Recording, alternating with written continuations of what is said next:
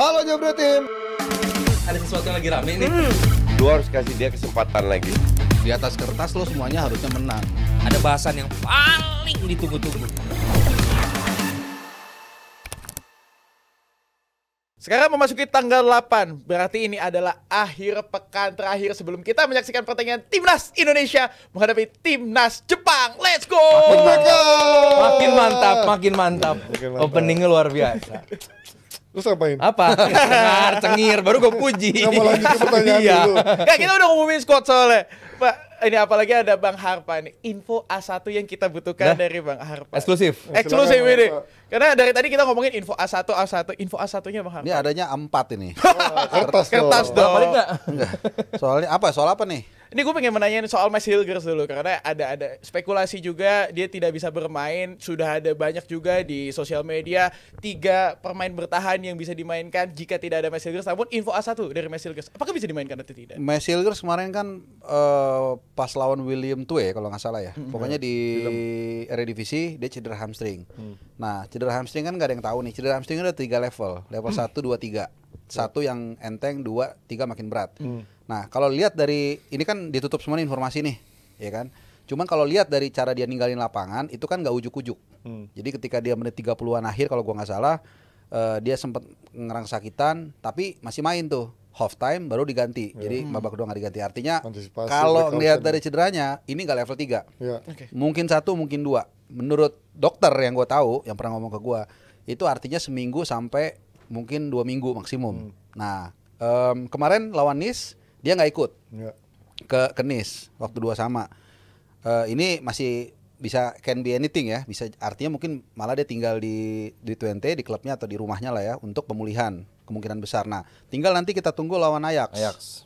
Di situ kita bisa lihat. Gue berharap ini yang paling bagus adalah kalau dia masuk DSP tapi dia nggak starter. Oke. Artinya dia ya standar Udah- Eropa kalau masuk DSP kan udah 80% Udah lah. fit lah, ha. Nah, cuman gak usah dimainin Betul. karena takut juga. Jaga-jaga. Nah, kalau dimainin starter, ini gue bisa dua sisi. Wah, berarti dia udah fit banget, tapi ngeri lawan Ajax kan kenceng pasti Iya, kan. iya. Nah, kalau nggak ada di DSP sama sekali, itu yang kita burem. Oh. Nggak tahu. Jadi masih 50-50. Tunggu masih ada 7 hari lagi kan. Ini kalau naik masih jam ada 8 7 hari. malam berarti 6 jam 23 jam lagi kan. Nah, banyak-banyak berdoa deh satu Indonesia deh. Hitung lu sama dia. Iya, pas banget. 6 jam 23. 6 hari 23 jam. Kalau ini naik jam 8 malam. Jadi masih 50-50. Tapi kalau lawan Saudi kayaknya nggak ada masalah. Jadi Oke. tadi dengan asumsi cederanya seperti itu, lawan Saudi kan berarti ada 13 hari ya. Kalau itu sih harusnya aman. Even dia level 2, level 3 pun hamstringnya harusnya dia bisa tetap turun lawan Saudi. Paling jelek ya. Tuh. Nah, ini kan berarti udah skuadnya sudah diumumkan. Berarti ini pasti Kevin Dix nggak akan bisa masuk lawan Jepang maupun lawan Arab. Nah, saat ini kita bicara, ini info super duper A1 nih. Wah, Super ini duper A1. Super duper A1. bukan super duper Yami nih ya. Gue tanya soal kemungkinan dia bisa main apa enggak. Gue orangnya nggak bisa sebut namanya. Ya, ini Hanif Marjuni kan orang dalam. Lu yang ngomong ya. Kan orang dalam kalau Hanif Marjuni. Jawabannya adalah menunggu. Ini jam 7 malam nih. Ini menunggu. Jadi masih nunggu jawabannya. Oke. Pak Erick Thohir juga udah ngomong waktu ninjau lapangan masih berjuang. Jadi ini masih abu-abu. Batas ini hari ini setahu gua daftar pemain H-7. Jadi belum disumpah, nggak tahu nih kekejar nggak disumpah, pindah federasi dan sebagainya segala macam ya, kita nggak ngerti lah proyek Roro Jonggrang. Tapi again sama juga nih kayak Max Hilgers, agak kalau untuk dia bisa turun lawan Jepang itu sangat 50-50. Ini tunggu berapa jam lagi nih, kita nggak tahu bisa atau enggak. Tapi kalau lawan Saudi hampir pasti dia bisa gitu. Oke, kita lihat prediksi line up nih. Apakah ini lawan Jepang? Kira-kira ini menurut kalian ini line up yang terbaik? Apakah kalian ada bongkar pasang lagi? Tanpa Max Hilgers yang masih Belakang 50-50 suka. ataupun Kevin Dix? Ya ini kalau tanpa Max Hilgers ya, Ya. kiri kanan gua rasa kita setuju nih dengan catatan Sintayong nggak drunken master ya, kayak gini ya. Apa itu artinya, Bang? Artinya apa tuh? Artinya nggak eksperimen yang aneh-aneh. Oke. Walaupun Overthinking. ya overthinking betul, Ya, overthinking. Ya walaupun ya itu kan hak dia ya kan Betul. gitu. Ya, hak dia Betul. kalau kita nggak bisa diskusi ya. Kita kadang nggak lebih tahu daripada pelatih. Iya, ya. cuman kan kita kan ngobrol ya. Ya, Nah, ini diskusi. memang yang kalau Orat Mangun sama Strike ini gua rasa nih mandatory nih. Pasti dipasang nih. Cuman dia free roll lah. Nah, yang jadi pertanyaan adalah Tom Hai juga Nathan juga. Pertanyaannya apakah dia pakai 3 pemain depan, Marcelino juga di situ, atau mungkin Renders, atau mungkin Yakob Sayuri, atau dia taruh 2 gelandang bertahan tuh nemenin si Tom Hai di tengah. Jakob gimana kabar Jakob? Jakob Jakob. mantep, Nggak, aman. aman samain. Kemarin saya bicara langsung kemarin, aman di Pakansari. Cuman ini bang katanya agak enak dikit daripada nggak bisa main timnas. Saya minta dikeluarin aja. Jadi aman nih duo di kembar dan udah nggak ada pertandingan lagi. Malamnya langsung terbang tuh dia ke Ternate sama ke Papua kan. Jadi aman. Mudah-mudahan juga aman sampai hari H. Nah jadi balik lagi. Ini dengan catatan tadi ya Hills nggak ada. Yang jadi tantangan adalah kalau Hilgers ada, siapa yang dikorbankan? Nah kalau gue malah mikirnya gini, kalau Hilgers main, Hilgers di kanan, Rido di kiri, Hapner dorong ke Gelandang depan, bertahan. nemenin si Tom Hai supaya tengahnya kuat kita tuh. Nathan, Justin Hapner, nah Tom Hai-nya bisa agak berani-berani dikit tuh naik ke atas. Berarti yang Tapi ada Marcelino. Marcelino kemungkinan Marcelino yang nggak ada korbanin. berarti. Nah tinggal nunggu keadaan jam-jam terakhir aja. Lihat kadang-kadang kondisi pemain segala macem. Kalau tiba-tiba Hapner setback lagi bisa aja jadi ditaruh di situ Rizky Ridho di kiri, terus kanannya Hilgers juga nggak tahu, tergantung tadi. Jadi ini masih nunggu-nunggu. Cuman ada beberapa pemain, mungkin 8 sampai 9 pemain tuh udah firm lah. Jahit Ses di tengah, Verdong kiri, Walsh kanan segala macem tuh gua rasa udah firm lah. Rido nggak firm? Hah? Rido. Rido mantep itu. Kemarin bagus apalagi ya, dia- Persija, Iya. asisnya. Taruh di kiri kan dan, itu. dan Taruh ini, di bek kiri. Satu yang gue suka dari Rido adalah dialah contoh pemain Liga 1 ya gue bilang ya, yang tidak takut dengan kehadiran pemain naturalisasi. Ya satu dia dapat transfer ilmu dari Jai. Ya, Berapa kali dia di-mentorin lah, gue bilang nggak dimarahin, dan Jai itu luar biasa menurut gue. Kedua, dia mengembangkan terus memompa kemampuannya. Dengan tadi si Fai bilang kan waktu lawan Madura United. Wah, tampilnya keren Asik banget. keren itu. Nah, pelatih mana yang kalau pemain bagus nggak dipasang terlepas dari siapapun gitu. Jadi nggak ada masalah menurut gua. Tapi gimana justru para pemain Liga 1 atau siapapun itu untuk menggunakan pemain naturalisasi untuk justru membuat mereka lebih ngepam lagi gitu loh. Dan itu Rizky Ridho adalah salah contoh yang melakukan itu. Ya bahkan dia kalau diadu sama back-back asing di Liga 1 juga Nggak gua kalah. masih Ngelawan boleh dia adu lah dia. Iya. Gitu. Jadi nggak kalah bersaing di Persija maupun juga dari tim-tim lain yang punya back-back asing. Lo gimana nih ngeliat? Malik tadi- ada nggak? Malik Malik nggak dipanggil. nggak dipanggil kan dia Malik cedera nggak kan? dipanggil. Kan Walaupun sampai hari ini mungkin apapun bisa terjadi ya. Iya sih. Dan satu lagi sebelum lanjutin, pendaftarannya itu nggak dibundling ya, beda sama dengan Saudi. Satu beda. berarti. Satu-satu. Hamin berapa? Hamin maksimal? 7. Jadi nanti gampangnya tanggal 12 batasnya Yang buat untuk game Saudi. Saudi. Ya. Berarti Kevin Nix masih mungkin dong kalau misalkan Makanya kalau lawan Makanya Saudi ini sangat menunggu. mungkin, Ya. sangat Ya, kalau mungkin. Jepang mah enggak lah ya. Kalau Mepet. Jepang sampai ini kita ngomong jam 7 lewat nih nggak tahu deh. Oke. Belum masih berkejaran dengan waktu. Ya kalau gue sih pengen mungkin nggak ya seorang Rafael Stark dicadangin dulu. Siapa? Oke, Rafael Strike. Oh, tidak mungkin. Kalau- Jawabannya tidak mungkin. Saya bisa mungkin menjawab sebagai Iya, karena lihat perwakilan dari ST. dari runtutan di Piala Asia, di U23, di kualifikasi round 2 dan 3 si ST itu sangat mempercayakan dia gitu. Iya walaupun beberapa kali juga dari pergerakannya dia harus gue bilang tidak begitu Kalau on point. strike siapa penggantinya menurut Emang lu? tadi kalau ada Malik Rizaldi atau mungkin Hoki. Malik nggak dipanggil. Ada Hoki dan juga ada Sananta juga yang dipanggil. Tuh Hoki, Eliano, nggak mungkin striker ya. Paling yang pilih di situ cuman ya Ragnar jadi Sananta. striker. Iya. Ragnar juga bisa. Yang gitu. yang wingernya ganti.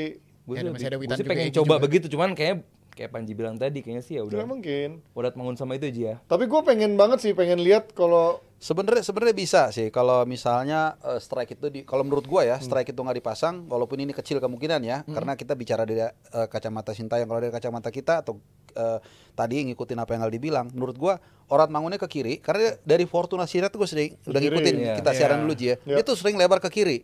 Nah, Marcelino itu yang gantiin Orat Mangunnya sebenarnya main di Iya. tengah. Marcelino False nine itu dia. lebih bagus main di tengah. Bener. iya. Dia kalau main di lubang. iya, kalau main di pinggir itu dia ada orang gitu yang jagonya hanya nyayap, jagonya di tengah. Marcelino itu jagonya bagusnya main di tengah. Nah, kanannya ya nggak tahu dia mau taruh Yakob Sayuri atau tadi yang gue bilang pakai 2 gelandang bertahan dengan Tom Haye-nya. Jadi bisa aja sih cuman ya gue nggak kelihatannya Iya, kalau dari kacamata Sintayong dia nggak akan cadangin strike. Apalagi kemarin baru golin kan. Iya. Dan gue sih sebenarnya pengen penasaran ya karena akhirnya gue mendengar pernyataan dari Sintayong yang bilang memang Tom Haye tuh nggak punya kebugaran yang cukup untuk main 90 menit gitu kan. Yang dia bilang terakhir itu, makanya kita nanya kok Tom Haye dicadangin mulu kan 2 pertandingan terakhir. Nah, gue pengen tahu kalau pakai 2 gelandang bertahan itu apakah bisa hilang tuh bebannya dia sebagai bertahan untuk lari-lari banyak intensitasnya. Pernyataan dia agak sedikit aneh sih karena dia kalau nggak salah 2 pertandingan lo di Almer City main 90 menit loh. Ya tapi kan perannya beda bang. Mainnya ST itu kan mengharuskan dia untuk ngejar Oke ke lah. belakang, intercept. Anggaplah turunin jadi 70 menit. Iya. Tetap Tom Haye itu diperlukan. Iya ya ngerti 70 gua. menit. Jadi bukan berarti lu dicadangin juga menurut Iya. gua. di podcast Belanda tuh berapa kali gue nonton. Cuman yang gua gua penasaran adalah Belanda. Iya, karena kan gue mau tahu Tom Haya dari kacamata orang Belanda. karena sebelum dia gabung ke timnas Indonesia, gua nonton beberapa kali juga yang kita siaran juga, dia tuh pemain yang menurut gua flamboyan. Jarang lari hanya jika diperlukan gitu, bukan yang emang lari terus kan. Sementara STY mengharuskan semua pemainnya lari terus dan bahkan dia nggak jarang sampai ke kotak penalti sendiri untuk ngerebut bola. Nah itu menurut gua akhirnya membuat dia stamina-nya tergerus lebih banyak daripada seharusnya. Makanya gue bilang, apalagi lawan Jepang nih kan, pakai dua gelandang bertahan gitu. Ya ini obrolan warung kopi ya, tapi maksud gue mengalirkan logika yang lu bilang. Betul, Oke, betul. tapi skill dia kan kita butuhkan tuh ngalirin bola. Dan jangan salah, dia tuh tahun lalu di Heerenveen itu paling banyak rebut bola. Iya ya. Jadi berarti ini orang yang punya Pinter pemain yang dia. punya pinter gitu loh. Nah itu makanya gue bilang Punya coba deh visi. pakai dua gelandang bertahan, biar fungsi dia untuk ngalirin bola, kasih kipas itu luar biasa. Waktu Twente dibantai sama waktu Almer City dibantai 5-0 sama Twente, itu mainnya bagus banget, bagus banget ngalirin bola segala macam. Cuman depannya busuk banget. Ya, teman-temannya pada Timnya busuk. aja. Ya. Kesel juga ya dia kan. Siapa tahu besok dengan dia coba dua gelandang bertahan, Tom Haya-nya agak sedikit agresif ke depan, siapa tahu ada Tapi plot rasanya twist. sulit, lagi-lagi Siap. rasanya Siap. sulit. Tapi gue seneng Ji, ekspektasi orang kan sekarang pasti rata-rata nih semua nih, aduh kalau bisa seri aja 1 poin gitu kan. Malah ada yang bilang, aduh kalau kalah juga jangan dibantai. Dia rata-rata gitu kan, agak turun dibandingkan waktu lawan China. Lawan China kan wah King Indo nih, kita Betul. pasti bisa menang. 3 poin nih, Padahal 3 poin nggak nih. kita compare Cina sama Jepang. Kemenangan Bukan. pertama. Maksud gue ekspektasi orang kan waktu itu pede banget. Iya. Tinggi banget kan. Nah sekarang kan Ini udah membumi banget sekarang. kan udah mencapai titik equilibriumnya kan. Iya, Sesuai kayaknya berat nih lawan Jepang. Gue malah seneng. Jadi pressure itu nggak terlalu besar. Dan kemudian juga nanti siapa tahu Jepangnya satu ya ekspektasinya udah turun. Pressure berarti berkurang. Kedua dukungan penonton ini penting ya. Dan yang ketiga pemain kita udah mulai pulih semua. Terutama Yasin Apner gue senang tuh pulih. Kemarin dia main 45 menit di Under 21 Wolves. Jadi terus ada luck sedikit. Ya siapa tahu kan ada plot twist tiba-tiba menit 89 Ragnar atau Rafael dijatuhin penalti. Ya siapa tahu kan nggak ini. Dan kita jangan lupa waktu Januari kita ngalahin mereka kita dengan squad yang jauh berbeda loh. Nggak ada Bang Jai, nggak ada Ragnar, nggak ada Tom, nggak ada Hilgers, nggak ada Semoga Verdong. bisa memberikan kejutan kayak waktu itu. Iya, ya. ini ada 5 atau mungkin 6 lah, gue lupa lah. Tapi secara squad yang waktu itu sama sekarang Jepangnya gimana? Ini kita lihat squad Jepang ya, lu lihat di squad Jepang ini ngeri, Mitoma, Takefusa Sebenarnya ini Kubo. game yang come on, Anjir. Suzuki. Ntar lu ya. Sebenarnya backnya ini nggak Tapi Yuto Nagatomo nggak penting sih, ngapain lu main lagi? Enggak. Dan, gitu loh. dan itu Nagatomo satu-satunya left back yang dibawa sama Jepang. Makanya emang krisis left back dia makanya. Dan gue gak ngerti apakah dimainin atau enggak atau cuma jadi mentor. Sugawara bukan di loan ke Palace enggak ya? Bukan ya? Siapa? Sugawara. Yukinari Sugawara. Bukan di loan ke Iya, di Palace. loan ya. Nah, yang mesti diwaspadai itu adalah Kyogo Furuhashi, Furuhashi. penggantinya Oh, Ayase Celtic. Ueda. Iya, kenapa? Ini orang start sebagai pemain profesional start di tim nasional Jepang itu dia agak telat. Kalau gua nggak salah umur 26 dia masuk timnas, terus 2 tahun terakhir dia tuh nggak dibawa sama Pelatihnya. Hajime di Piala Dunia. Padahal bagus loh dia di Celtic. Iya. Terus dia nggak dibawa juga di Piala Asia. Itu banyak yang heran tuh publik Jepang. Nah, gue ngeri takutnya. Mudah-mudahan gue salah ya.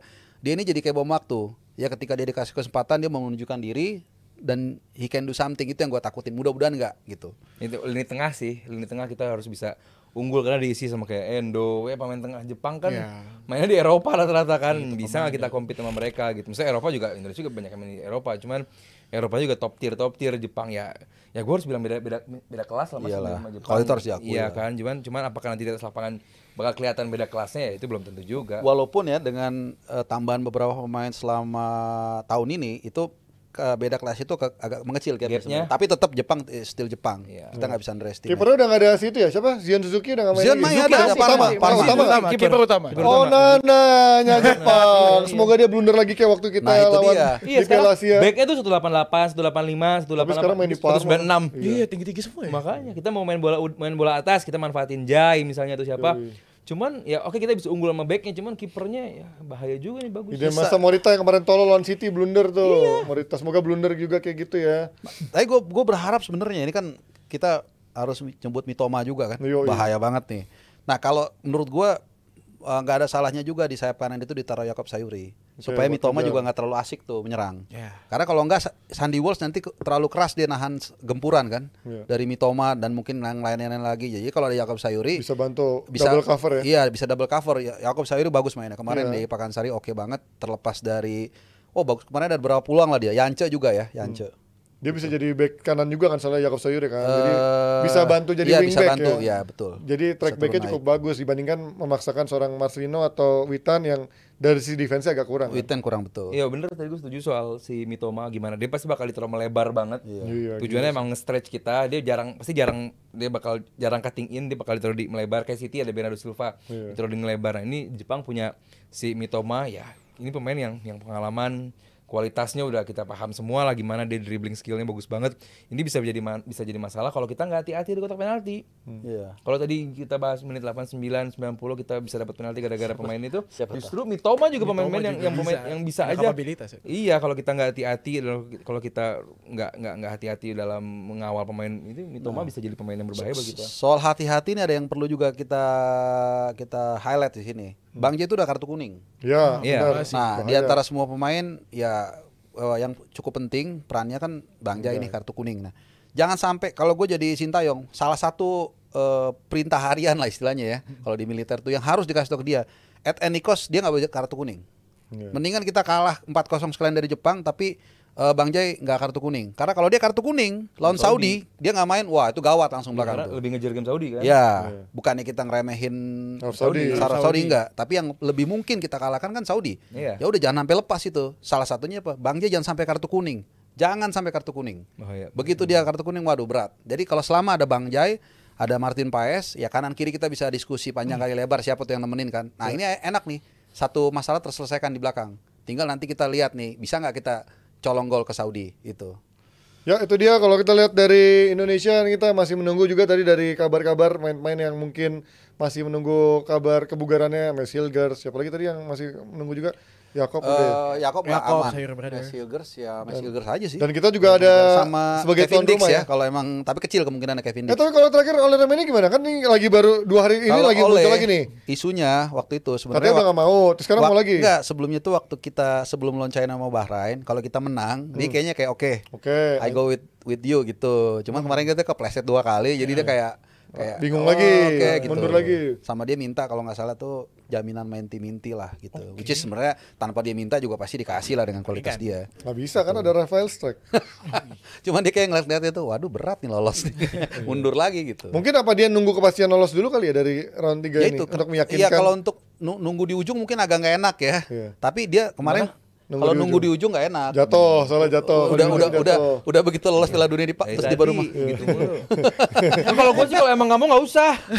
ya enggak karena kan kita juga nggak bisa apa ya pertimbangan mereka kan juga banyak lah kita harus hargai juga gitu loh. Tapi ya itu Daripada setengah tadi hati gitu nggak usah mendingan. ya kita lihatlah nanti seperti apa. Nah, maksudnya emang kita ya itu puzzle yang belum pernah dapet ya, jadinya masih penasaran kayaknya kan, mencari striker yang benar-benar nomor 9 gitu. Oleh sebenarnya bukan dari number 9 Ji, cuman Iya, dia iya. bisa punya Predatornya. insting Di untuk kanan seringnya kan. Iya. Ya, tapi dia punya insting ngegolin. Bisa jadi IMF juga dia soalnya. Ya karena kanan kita tuh semua rata-rata pengumpan tuh. Si Witan mungkin agak bisa lah. Yakob itu aslinya dia target man striker dulu zaman di Papua. Iya, tapi kan tapi terlalu dirubah kecil jadi lah kalau right flank kanan dan naluri dia jadi ngumpan. Kalau lu perhatiin beberapa kali dia lebih suka untuk ngelayanin segala macam gitu. Jadi insting dia untuk mencetak gol beda dengan Ole Romney walaupun posisi sama. Ole bisa disulap jadi number 9 lah.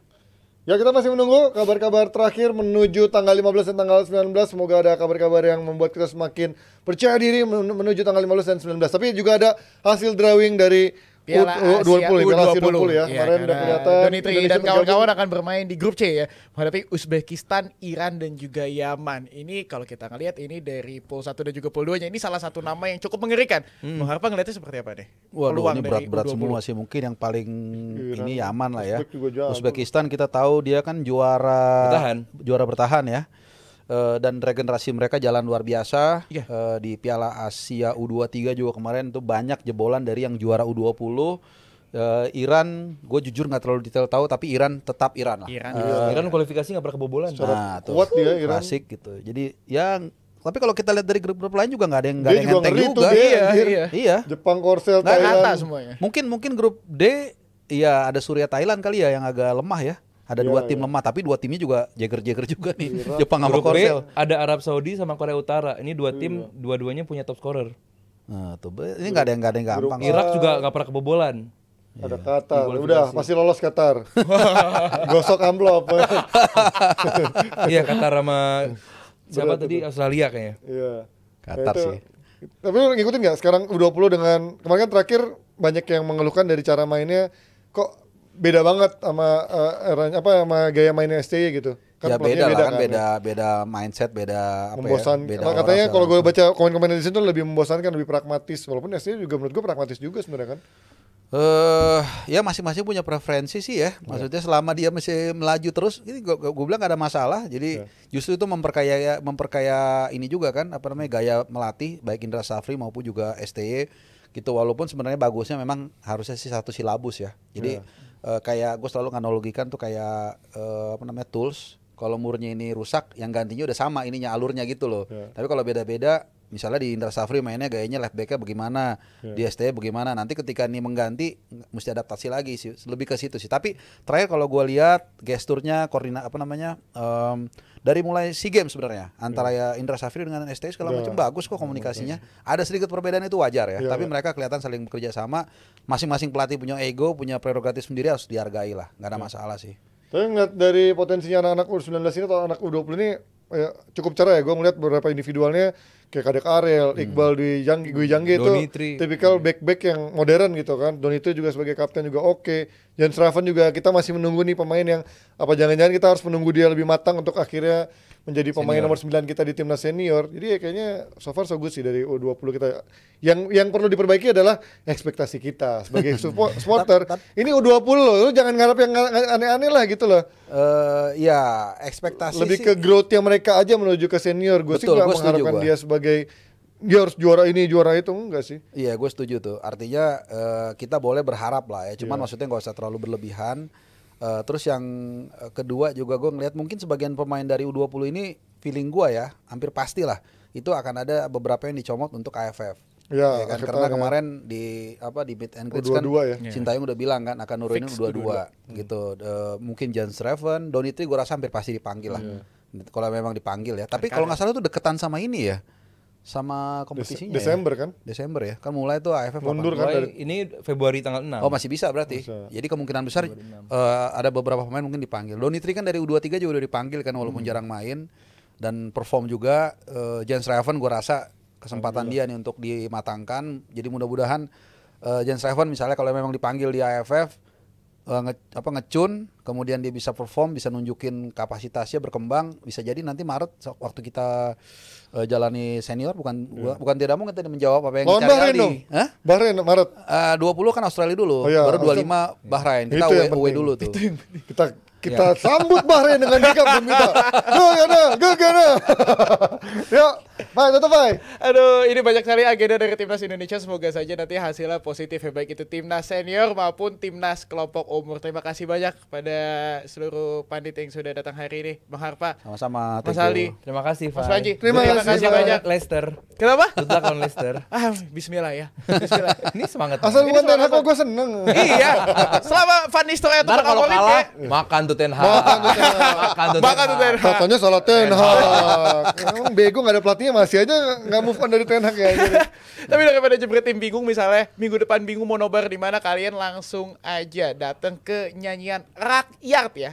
RAKYART di tanggal 15 November nantinya di Bekasi. Kalian bisa langsung cek lokasi nobarnya di Instagram di Oh, ini di @nyanyian. Bekasi? Iya, di Bekasi di @nyanyian rakyat, karena kalian bisa menyaksikan nobar bersama dengan CEO dari Jebret Media. Tidak hanya menyaksikan nobar, kalian bisa nonton konser juga. Banyak juga artis yang akan tampil di sana. Ada Viera, ada For Revenge, ada Phil Koplo, masih banyak lagi. Kalian langsung aja cek WA-nya dan juga link di bio Instagram di @nyanyian rakyat. Terima kasih juga kepada Awi dan juga Mitsindo Visual pertama. Happy weekend, Jebret Tim, bye-bye. Go Leicester. Halo Jebret Tim. Ada sesuatu yang lagi rame nih.